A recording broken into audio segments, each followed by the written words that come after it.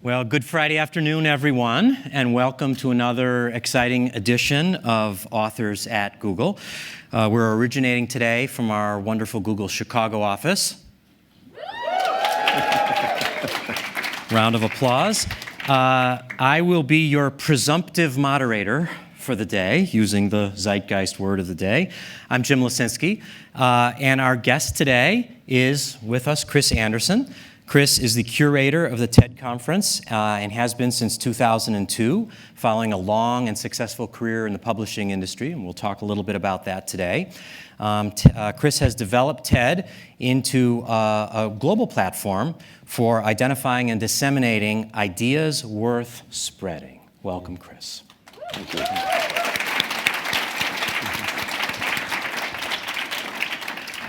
So great to have you with us. I wonder if maybe we could get started if you'd tell us a little bit about your background. I mentioned the publishing.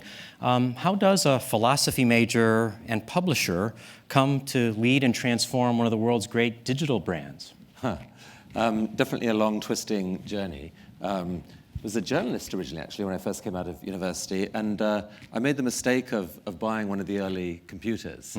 It was like a Tandy TRS-80 clone, and I was awed by this thing. I kind of completely fell in love with it, and cut a long story short, a few years later, I found myself working on one of the early home computer magazines, and I loved that. And then I decided, this isn't so hard, let's publish one. And so started a company, published a magazine. Bizarrely, it worked, and then this thing took off. And so the publishing part was just building lots and lots of these niche-y hobbyist magazines that were deeply boring to everyone, except the people they were targeted at, who kind of loved them. Yeah. And so we had this philosophy. Our company logo was actually media with passion. And that's always been my mantra as an entrepreneur is look for the passion. If you can find something that people are really passionate about, that's your clue that there's something there that's kind of the proxy for potential. And so when I first came to TED in 1998, TED was back then, it was actually started in '84. Nothing on the internet, of course. It was an annual conference, that was it. And I went there in '98. It was bringing together technology, entertainment, design, TED. And I fell in love with it. I mean, I thought, I've come home. And what I saw was this passion. People were so passionate about it. It was like, this is my best week of the year. And I thought, why is this your best week of the year? But that was the clue. And so when there was a chance to buy TED from its founder, who was 65, and I leapt at it.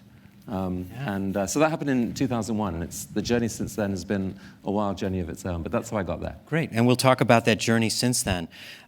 In some sense, it's been said that it was the power of what was then new media back in 2006, online video in particular, that really gave TED its boost. Would you say that's the case? Yeah, that's absolutely the case. When I bought it with a non-profit, a foundation I had, and so that the intention was always. It felt like there was all this inspiration, it was supposed to be for the public good somehow, but how could you let out the knowledge that was at this private conference to the world? And our first attempt was to do that was on TV, and TV wasn't interested. These are lectures, they're lectures, they're kind of boring, but lectures are boring.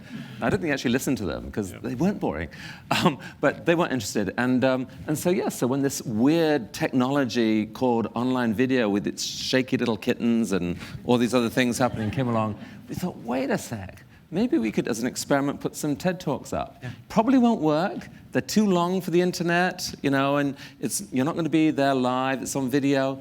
To our amazement, these things went viral.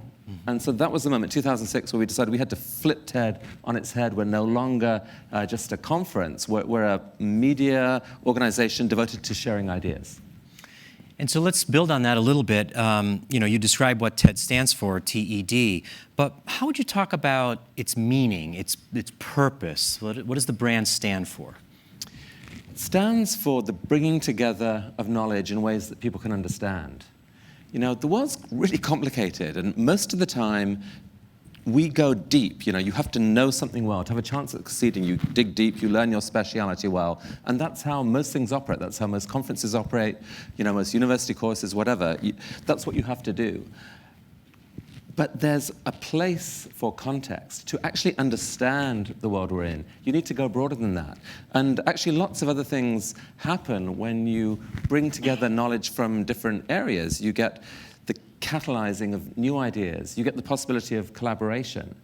And so I think that's what hit me suddenly, was why TED had a role to play. There's just not much of that happens. And so if you can persuade people to come together from all these different fields and explain something they're passionate about in ways that other people can actually understand, that I think, that definitely over a few days, for example, that had the effect of sending these sparks through your brain. You just thought of stuff that you hadn't thought of before. And so that's what it stands for.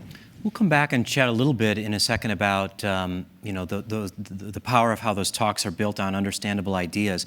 But I want to pursue, you mentioned the word collaboration. Most of our audience has not had the pleasure of actually attending the conference when they were in Long Beach or now back in Vancouver. So could you maybe paint a little picture about not just the speakers on the stage that we can see by watching the video, but it's a full 4-day collaboration event with the dinners, and can you maybe paint a picture of what happens during that week? Sure. So it's 4.5-ish days. There are basically 12 main sessions of TED. Each session is an hour and 45 minutes and is 5 to 6 speakers plus other little performances and things thrown in there. So it's quite fast moving. What's unusual about TED is that everyone sees every speaker.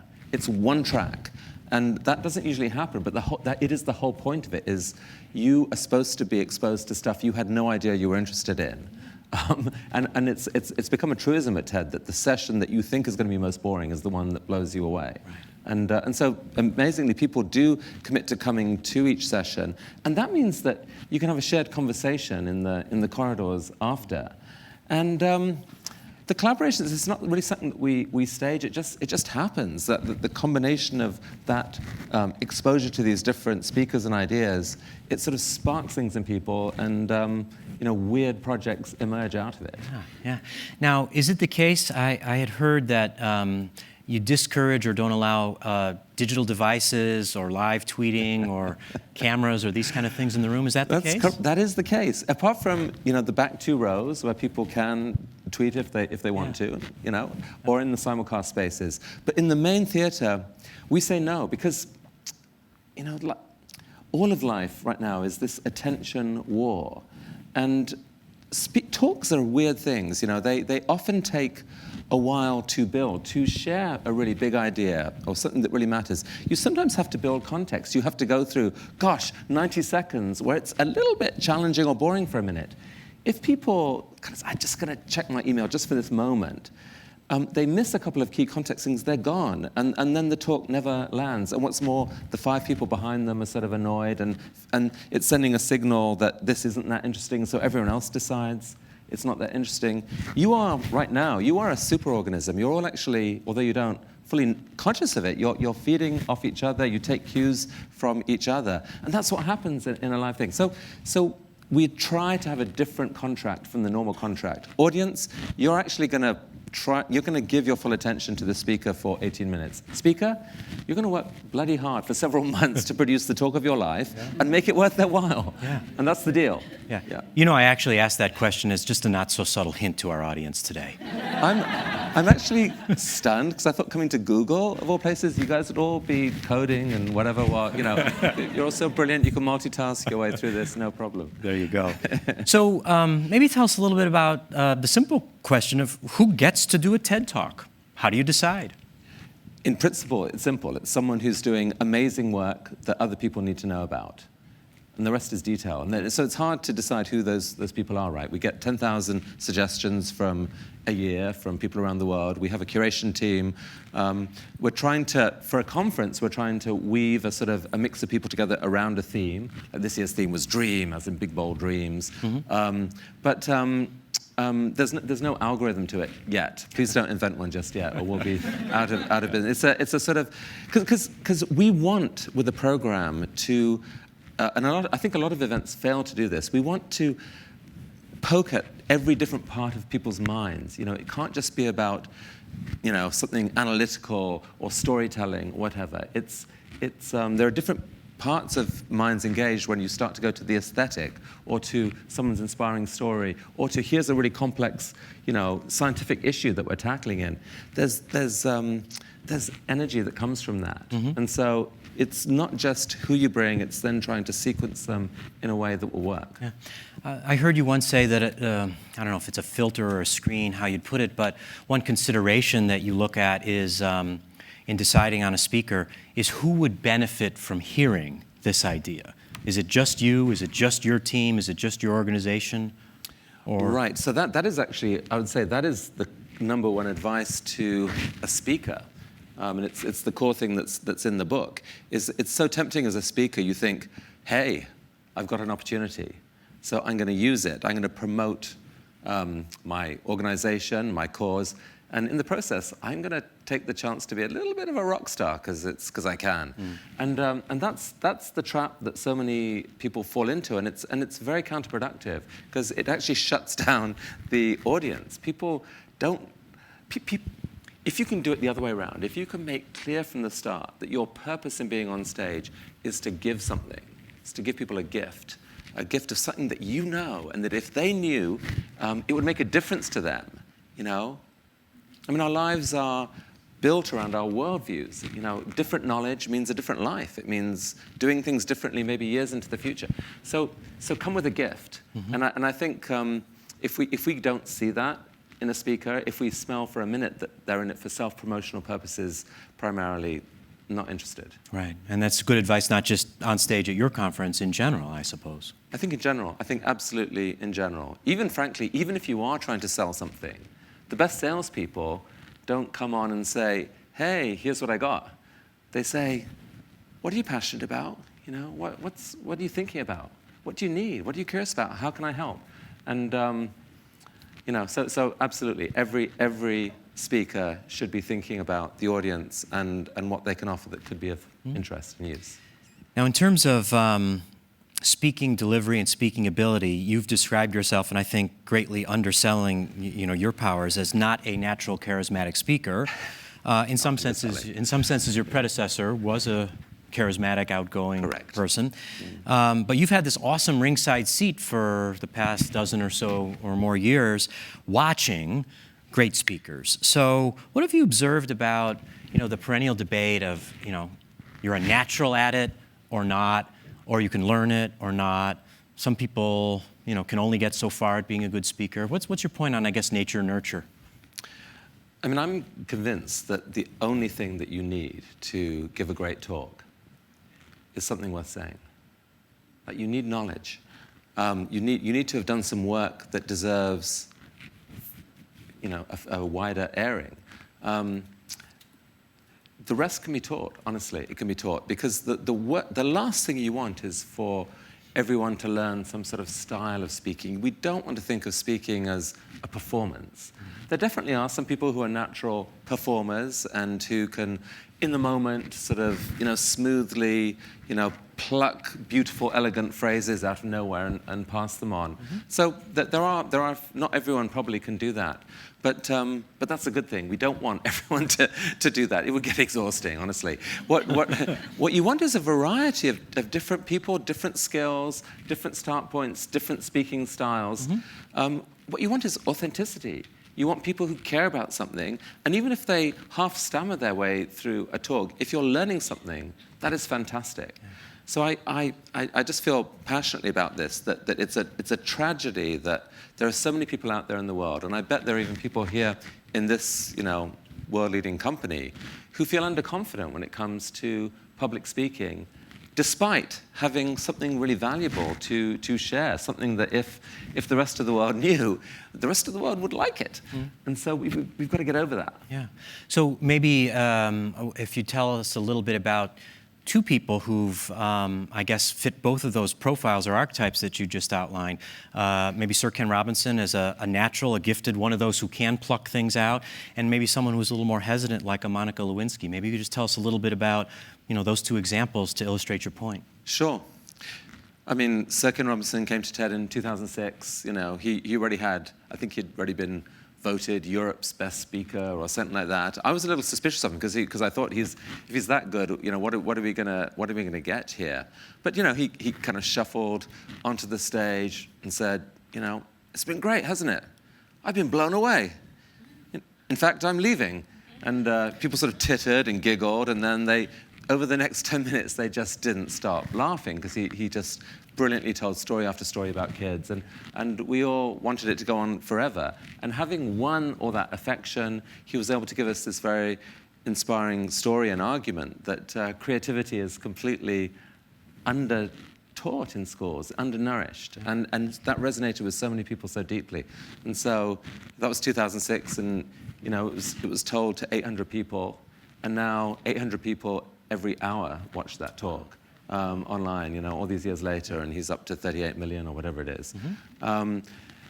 Monica Lewinsky was terrified for obvious reasons coming to TED. She'd stayed fairly invisible for the best part of a decade, and she felt passionate about certain things, about this issue of cyberbullying. Mm-hmm. But it took a lot of courage for her to come and raise her voice. And naturally, coming into the conference, she thought, gosh, what if, this is a big public stage, I'm on video, what if I'm humiliated again? It was really hard for her. I think she almost pulled out a couple of times. But what held her there was, she wrote on her script, this matters, and returning to sort of giving this in the service of an idea made a big difference. She did a few smart things physically in terms of sort of exercises, breathing, whatever, before coming on stage.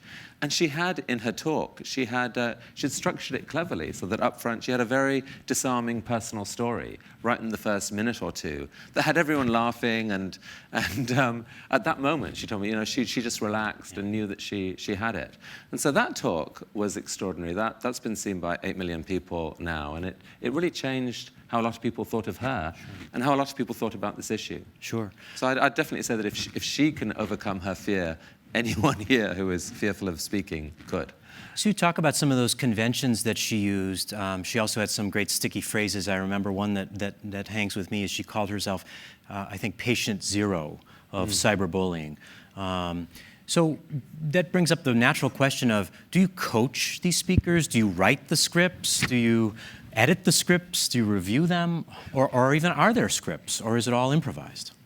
So it's different in every case. In the majority of cases, there are scripts. Mm-hmm. We certainly don't write them in the first place. We invite a draft. If we don't think that it's quite there, we may suggest some changes, usually broadly, occasionally line by line.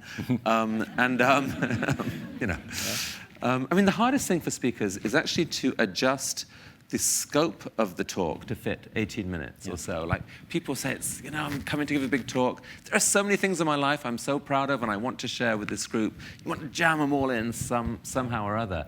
And that means that everything gets dealt with surface level, Over-jammed equals under-explained. So that the hardest thing is the discipline of cutting it out, focusing on the one idea that you're most passionate about, and therefore giving yourself time to unpack it properly, to set up the context. Why does this matter? Why do I care about it? Why should you care about it? How has this been tackled historically? Why didn't that work? What could work now? Here's an example of why that could work now. Here's why it matters. What are we going to do with this? All those things are what make the idea vivid and actionable. And so that's the hardest piece, is people just come in with too much usually. We say, maybe focus on this one thing. This is the famous, if I had had time, I would have written you a shorter letter. Exactly. Right? Exactly. Yeah. Exactly. So in terms of presentation styles, let me give you two sort of poles. Of course, there's many shades of gray in between, but there are the speakers, I imagine, who come in with a full script, everything written, practiced and timed, fully memorized to 17 minutes and 59 seconds, and it's recall, push the button, and all 1,000 words come out. And there are probably others who come in with a series of stories or bullet points or sketches that they kind of know they want to cover and want to leave room for some spontaneity.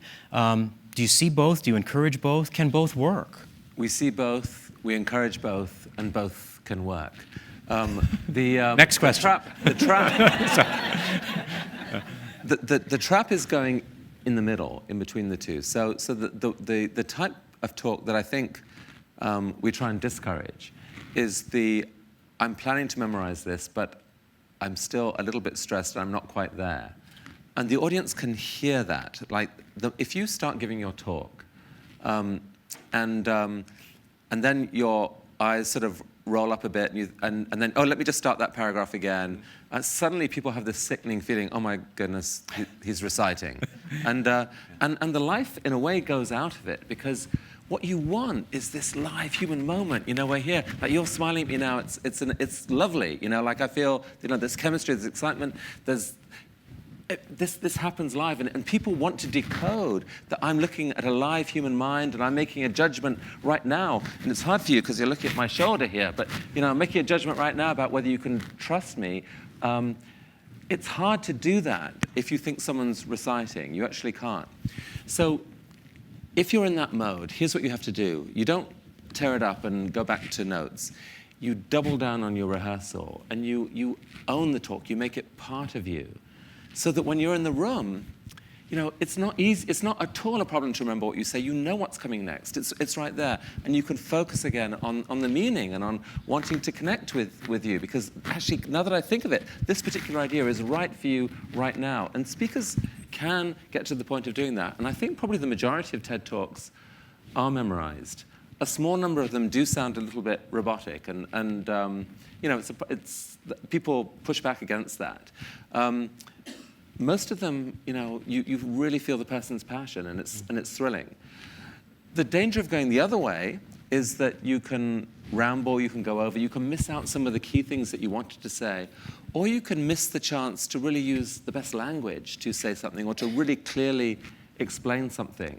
On the other hand, it can be live and fresh, and some people really can do that very well. What I'd say to someone who was planning to speak from bullet points is it's still worth rehearsing it.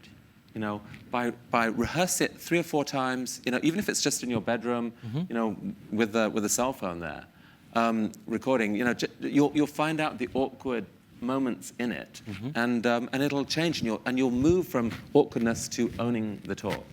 So either way, rehearse and get to the point where you feel like you really know the talk. You feel like, you know, you just know it, and then you can focus on meaning and connection. Yeah. So let's get into the book a little bit more. I mean, this is some of the content in the excellent book that you've released. You've said that the goal of every TED speaker is to plant the seed of a powerful idea. Yes. And the book starts to unpack ways to do that. Let's, I guess, tackle the first elephant or monkey here, which is there a formula to plant that seed? No, there's no formula. I think the first thing to note is that it's a miracle that you can do it. I mean, if you think what is an idea, like if you could take like the idea democracy is fragile, right? If you could color code that in your brain and look at what actually encodes that in a human brain, I would guess it involves literally millions of neurons. It's a fantastically complicated pattern. Yet somehow, in an 18-minute talk or less, a speaker can transfer that entire pattern into everyone else's minds. I mean, it seems like an impossible thing. The only way it can do is because we share language, right? So you're building this pattern out of elements that already exist in the minds. What you're trying to do is to put them together. But to do that, you have to be incredibly disciplined about remembering that it's their language, it's their concepts that you're building from, not yours. So your jargon, your assumptions, that's what can kill an explanation stone dead. And there's this cognitive bug called the curse of knowledge, which pretty much everyone suffers from, and which is the tendency to forget what it's like not to know something. You know, you guys here, you live in a world where, you know, it's natural to talk about algorithms and coding and, you know, whatever. You have a conversation with people somewhere else, and you suddenly wonder why their eyes are glazing over. You know, it's actually not because you're a boring person. It's because you missed out something, like they didn't understand why this mattered or what the context was. And we do this all the time. And so as a speaker, try your talk out on someone who isn't in your normal circle, but who might be like the people in the audience. See if they get it. You kind of have to do that. Yeah. And so you've talked a little bit about how using familiar concepts, metaphors, as a bridge to get a complex topic across can be effective? Right, so I think of a metaphor as kind of like a template. You've got these different elements or ideas in someone's mind. And a metaphor shows how they connect together in a shape that's familiar so that you get it. So, Jennifer Khan, a science writer, was trying to explain CRISPR to us at the last TED. And we'd had several scientists trying to explain it. They got all terribly complicated in all the sort of, complex science of DNA and so forth. She said, no, look, it's like a word processor for the genome. You can use CRISPR to cut and paste any gene to any part that you want, or indeed any letter. And we go, wow, a word processor for the genome, I get it. So metaphors are really powerful, and examples are powerful as well to make sure that you're sort of, you're cementing in the knowledge. Oh, so this is what I mean. Yeah. One of the other conventions or devices that you talk about in the book is getting personal. You mentioned Monica Lewinsky opened her talk with a personal story. What's been your experience or your advice on using personal anecdotes or personal experience? Because often the advice is, speakers will come up and say, I, me, turns off the audience. Yes, if you think the speaker is saying it's all about me, that is a turn-off. But I think there is a case to try to diffuse skepticism and mistrust. If you think about it, if this agenda of trying to build an idea in someone's mind, you're doing something very intimate there. People are skeptical about letting a stranger come and poke around inside their brain without permission. And so, first of all, there's a sort of there's a process of learning to trust, of saying, do I trust this person? Do I like this person? Do I want to open up to this person? And you need that opening up to happen if explanation is successfully to happen. You can't push knowledge into a brain. It has to be pulled in. And so the personal is the way to build that trust. And Right. So I'd say it's not so necessarily personal. It's not saying, let me tell you all about me. It's more saying, in a personal way, why this matters, and showing, but just showing it in a sort of an informal way rather than starting at a conceptual level. It's like saying, hey, we're going to go on a journey together. This is where I'd like to go, and by the way, it's going to be fun. Here's why you should come with me. And just trying to convince people of that. Good. I want to remind our audience that in a few minutes we'll be taking questions at the microphones here, so have your questions ready in a couple of minutes. One of the concepts that really resonated powerfully with me in the book is this notion of the through line. I wonder if you'd explain that for our audience. So if it's right that a talk should be about building an idea in people's minds, then everything in the talk needs to connect to that idea. You think of it as your through line. And so things that aren't part of that get cut out. But then everything else connects to that. When you think about what's happening in a talk, you're taking this very complex three-dimensional object of an idea, and you're trying to transfer that, and your means to do it is a one-dimensional stream of words. So it's inherently hard, and what you have to do, therefore, is to thread those words in a way where it's clear how each part relates. So if you're going to give a counterexample, that needs to be clear that that's what you're doing. If you're giving some historical concept, context, you need to show that that's what it is. If it's an anecdote, people need to get a sense of how this relates to what's happening. Otherwise, again, it's like, I like the sound of your voice, and this is kind of makes sense, but I'm really not sure exactly where you're going and how these pieces fit together. And a lot of talks feel like that. They feel the pieces are there, but it doesn't quite land. Yeah. In the book, you also talk about a powerful speaking device is to uncover and explore a disconnect or a seeming disconnect in a common worldview? Yes. Persuasion. To persuade someone of something, you first have to show them that what they believe right now doesn't really make sense. Like, before you can blow up someone's worldview, you kind of need to just, tease it out a bit. Say, do you really want to believe this? Like, how is that consistent with this? And so there's this wonderful feature of some talks that in a sort of teasing, friendly, but powerful way, just reveal, that this view has got to be absurd. And that stokes curiosity. And once there's this concept of the knowledge gap, once you're aware of this knowledge gap in your mind, you instinctively you want to close it. And curiosity says, more, help me figure this out. I don't like this. Yeah. In addition to the talks themselves, you've done a wonderful job of extending the brand. We've talked about putting those talks and those videos online, certainly the book that we're talking about today. But there's TEDx, TED some of these other brand and line extensions. I wonder if you would maybe just talk about some of those and how you see those fitting in. Having seen the success of just giving away the content, we became a bit obsessed with giving things away and the power of that in the connected age. And so we thought, well, what if we gave away our brand? You know, doesn't seem like that bright an idea at first glance. So we added an X to TED and said the X stands for self-organized. And if you would like to do a TED-like event somewhere in the world, we'll give you a license to do it. It's over to you. And amazingly, there's 3,000 of these now a year, so there's 9 every day or so. Wow. And obviously, we couldn't do this. Like, I've got 15 people in New York who are overseeing 3,000 events a year, and it's because of the power of TEDx. And so these events go from filling out the Sydney Opera House to an event in a jail, or TEDx Baghdad, or whatever. Absolutely, we just love seeing what happens there. There's about YouTube, thank you very much, is the main distribution vehicle for these. There's more than 60,000 talks on there, and many of them are getting a lot of views. So that's been a thrilling experiment. And then TED is just our reaching out of the brand to a youth audience. And instead of talks on a stage, we're saying, teachers, let's have your best lesson. 5 or 6 minutes to spark curiosity. Thanks to Google, knowledge is no longer a problem in the world, right? Everyone has access to all the world's knowledge. For some reason, educators haven't quite come to terms with this yet. And we still think of education as trying to jam knowledge into a brain to fill it up. It shouldn't be. It should all be about nurturing the right kind of curiosity and the right way to ask questions, the right way to bring in the right knowledge. So these are curiosity-sparking videos, and they're animated, but from a teacher's best words. And so we have the thrill of a great teacher who, during their whole career, has reached 5,000 kids at most, or whatever.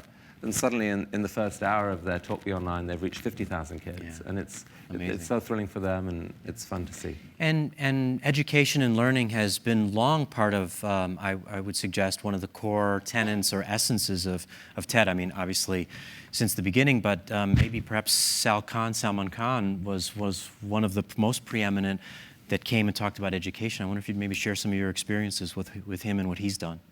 I mean, Sal Khan, in my opinion, is a true global hero. I mean, for a hedge fund manager to, give over his life to educating first his cousin, his nephews, and then the world. I mean, it's really incredible that one person could do that. And he's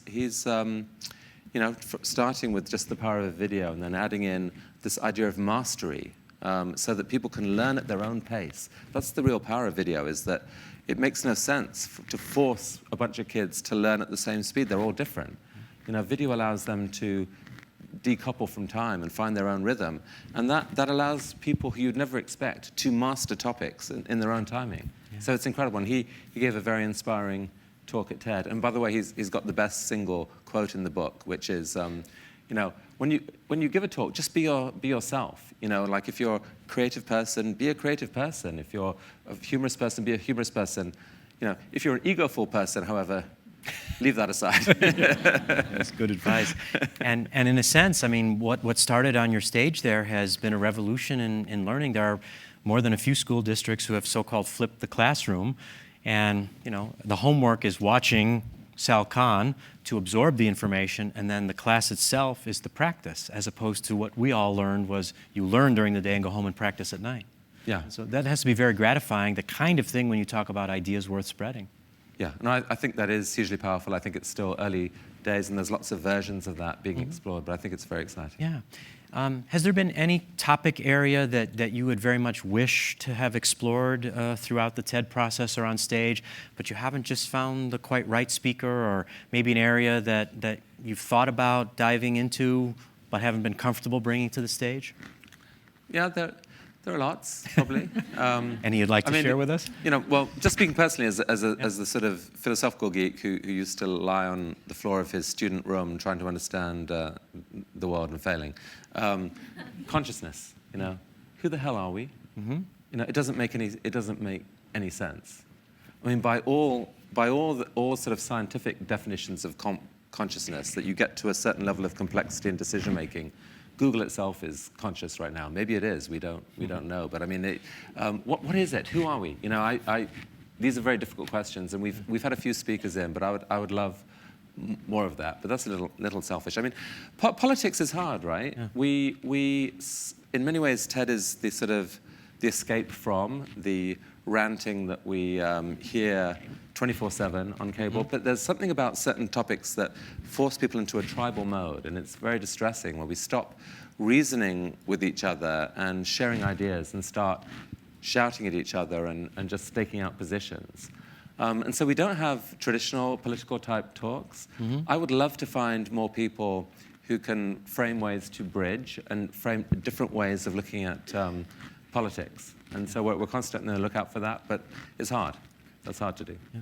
Let's invite our audience to come up to the microphones and ask some questions. And as they do that, you mentioned scientific. You know, there are quite a lot of, as you used the example here today, there are quite a lot of heavy-duty scientific topics. But then there's a lot of sort of different points of view. We can pick global warming, is it, isn't it, these kinds of things. Do you have a scientific body that reviews the sort of realness of the science? Or how does one know into these deep topics if it's real science or skewed science or a personal point of view? I mean, we're committed to real science, right? In principle. What real science is a matter of debate even among scientists. Yeah. We don't have a formal process for doing it. We're constantly thinking about this. We're actually in the process of hiring a science curator, and that person will have a group of advisors as well. You know, we certainly, pseudoscience, I think, doesn't have a place on the TED stage. There's enough amazingness happening in science. There are so many brilliant scientists out there who have incredible knowledge that's worth sharing without needing to go to people who are probably going to end up misleading. But what the line is between the two is sometimes just a matter of judgment. Yeah. One of my favorite talks was a young 10-year-old, I think, that you had from Africa. I wonder if you would tell that story if the audience hasn't seen his amazing speech. Okay, so this would be, I think this is a Kenyan boy, Richard Tureri.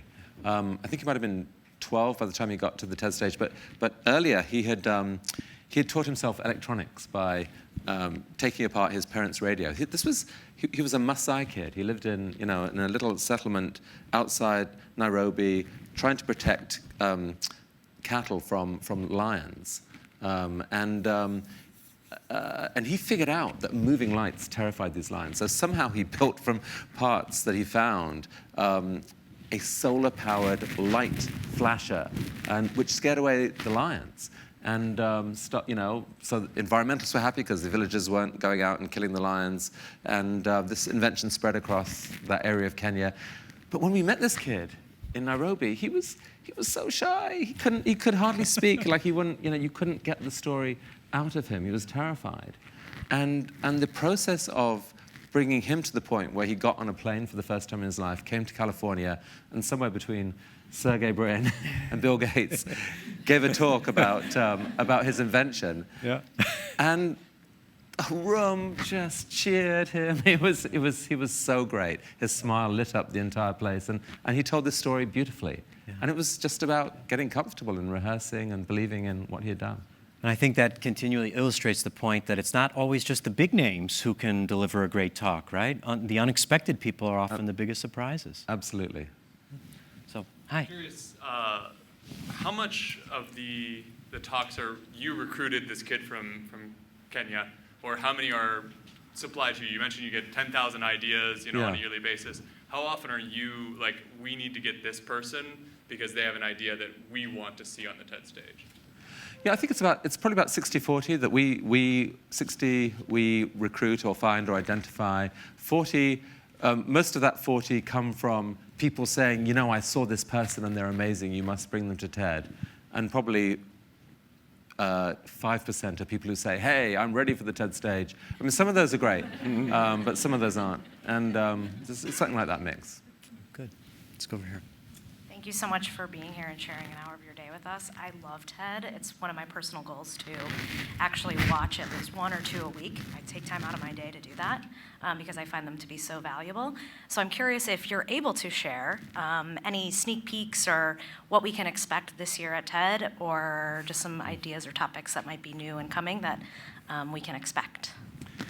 Well, next year's TED is, the theme is the future you. And so it's going to be more personal than some TEDs are, with more sort of personal takeaway of how you can use it.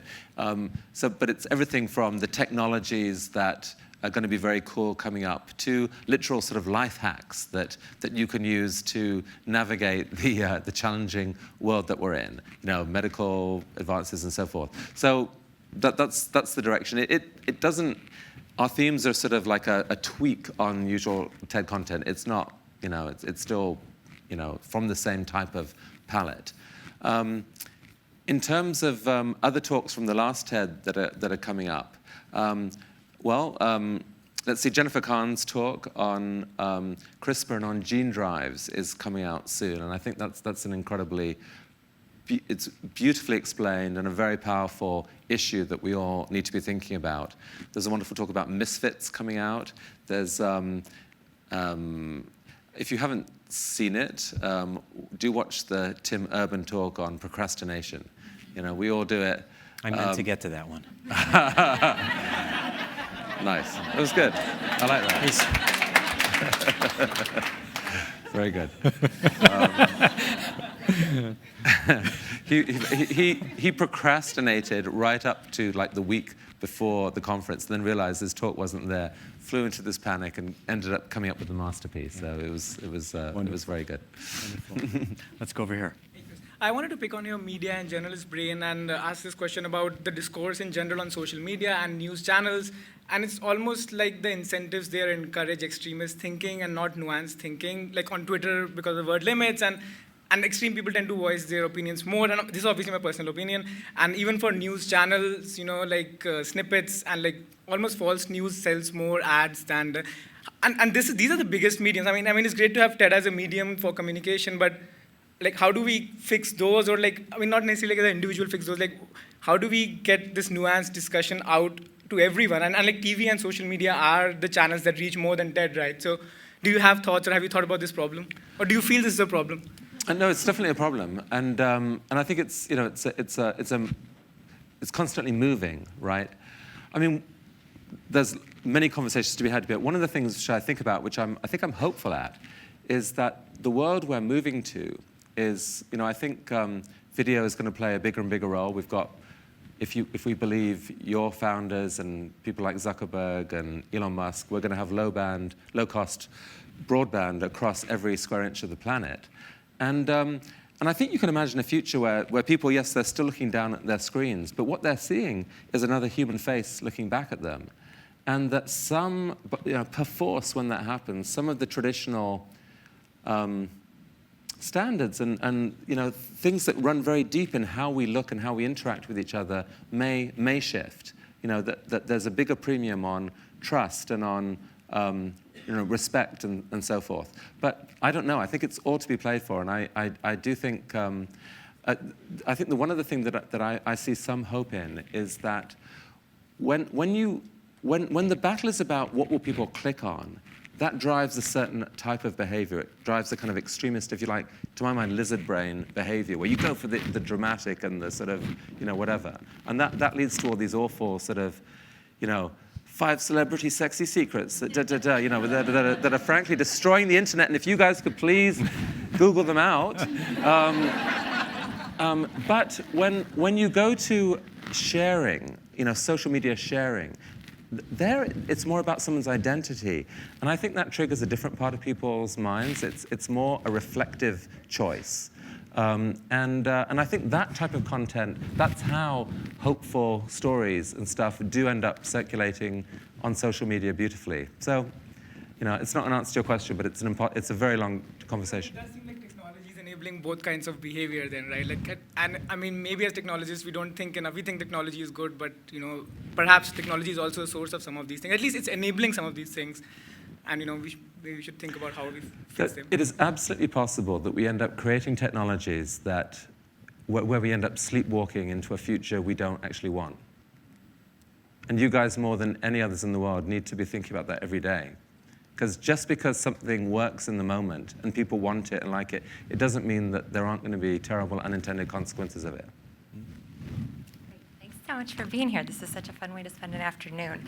My question is, I think we all have stories that we reread and TED Talks we revisit to be inspired. So my question's twofold. Do you have any TED Talk that you find yourself rewatching over and over again that's really moved you in some way?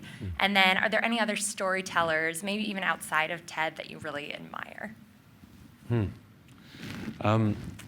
So I'll answer the first one. I'm not sure if I've got a good answer for you on the second. Oh, I do have a good answer on the second one. On the first one, there's a talk by David Deutsch that I really like. So he's a physicist. He's kind of a recluse, and he gave this talk basically arguing that we're not chemical scum on a random planet in the universe, as Stephen Hawking kind of said, but that actually knowledge is a force of potentially universal reach. And so that is powerful. And he has this wonderful statement at the end of it of saying that is a kind of a definition of optimism, I think. He says, look, carve 2 stone tablets. One of them says problems are inevitable. One of them says problems are solvable. And I think that what that says is that not the sort of the cliche that there's a technological solution to every problem, which I think is, really annoys people. What it says is that it's right to take the stance in the world, not to be beaten by stuff that, okay, there are going to be problems, that there will always be problems. We actually do have a crack at solving them if we're wise and if we keep thinking and keep at it. So I personally find that a very nuanced and beautiful message, and I like that talk. And on the storyteller, Yuval Harari's book, Sapiens, is astonishing. He tells a story of us as a species, and he tells it in extraordinary language and connects things that you would never imagine connecting. And I couldn't recommend it more strongly. Good. Hi, thanks for coming. So in the algorithm, as you mentioned, world that we live in, I find it hard for an individual to have a sense of the actual truth or reality of certain things. So for example, when I watch TED Talks on YouTube, is it over-indexed towards technology, or is it just I happen to have watched several technology TED Talks, and that's what YouTube recommends for me? So my question is just, with your inside perspective, do you feel that TED is over-indexed in certain areas or under-indexed in others? And then what do you do? Do you just sit back and let the masses sort of decide? This is YouTube's algorithms entirely to blame here. YouTube does a brilliant job of personalizing stuff, and so what you watch, that's what it will offer you.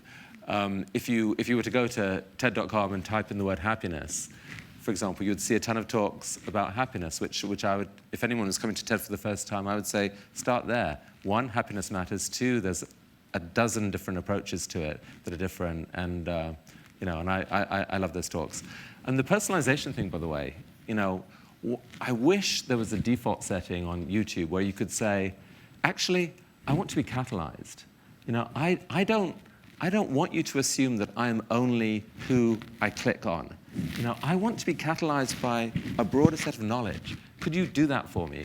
And I think a lot of people would click that setting, honestly. Thank you. Thank you. Thank you very much for coming.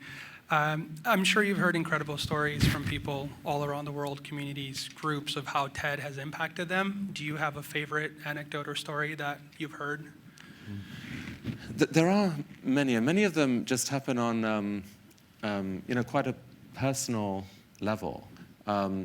TED moves people from being sort of skeptical observers to being engaged agents, and I love seeing that. There was one. I had one lovely moment recently at a dinner where the waitress serving us sort of whispered in my ear that she had watched TED Talks, and it turned out that I think she was a Polish immigrant, and she come to the US. She'd been homeless for a while, and her son had introduced her to TED, and so it's almost like she was sort of sneaking hours in a homeless shelter for a while, somehow watching TED Talks on a borrowed iPad or something, and she was kind of crying, and so we were crying, and it was like I love the spread of this, that there are so many people who want to learn. Like she felt, I think what she got from that was this sense of empowerment. I'm homeless now, but that's not who I am. I can be a lot more than that.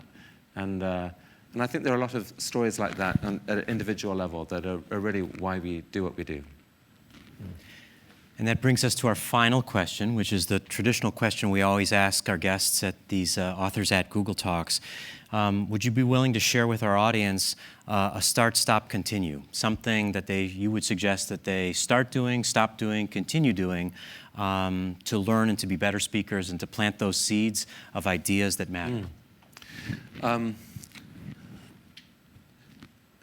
Stop being daunted by your nervousness about it. It's there for a reason. It's there to motivate you to put the work in to produce a great talk. Start speaking up.